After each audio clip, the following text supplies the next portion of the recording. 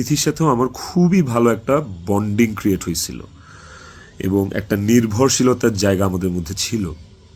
তার মানে এই না যে আমি ইকরাকে ডিভোর্স দিয়ে তিথিকে বিয়ে করব। এই কথা না আমি কোনোদিন ইকরাকে বলছি, না তিথি কোনোদিন আমাকে এই কথা বলছে। সো এইটাকে এত জাস্টিফাই আপনারা করতে পারেন না।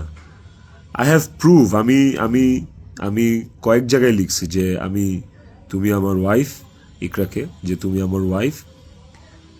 তো আমার লাইফে ওয়াইফ একটাই, and it is you, and আমি তোমাকে ডিভোর্স দিব না, আমি তোমার সাথে সংসার করতে চাই। কয়েকবার এই কথা আমার কনভারসেশনে লেখা আছে, আপনারা দেখবেন। তিথির প্রতি এই সুন্দর একটা নির্ভরযোগ্যতার জায়গা তৈরি হওয়ার পেছনে যে কারণটা, সেটা হচ্ছে যে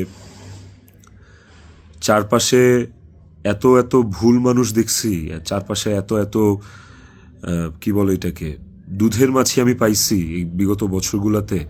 ওকে আমার কাছে অনেস্ট মনে হয়েছে, ওকে আমার কাছে ডেডিকেটেড মনে হয়েছে। আমার কাছে মনে হয়েছে যে অন্তত এই মানুষটা আমার জন্য ক্ষতিকারক না। তো যখন আপনি আপনার সারাউন্ডিংসে এরকম একটা মানুষ পাবেন যে মানুষটা আপনার জন্য ক্ষতিকারক না, ডেডিকেটেড এবং এবং যার সাথে আপনার মেন্টালিটি ম্যাচ করে, ওই মানুষটা সাথে আপনার ভালো বন্ডিং হওয়াটা খুব স্বাভাবিক। শুধু আমার না, আর অনেকের এরকম হয়। আমার এখন যেটা মনে হইতেছে সেটা হচ্ছে যে ইকরা আমার কাছে যতবার ডিভোর্স চাইছে,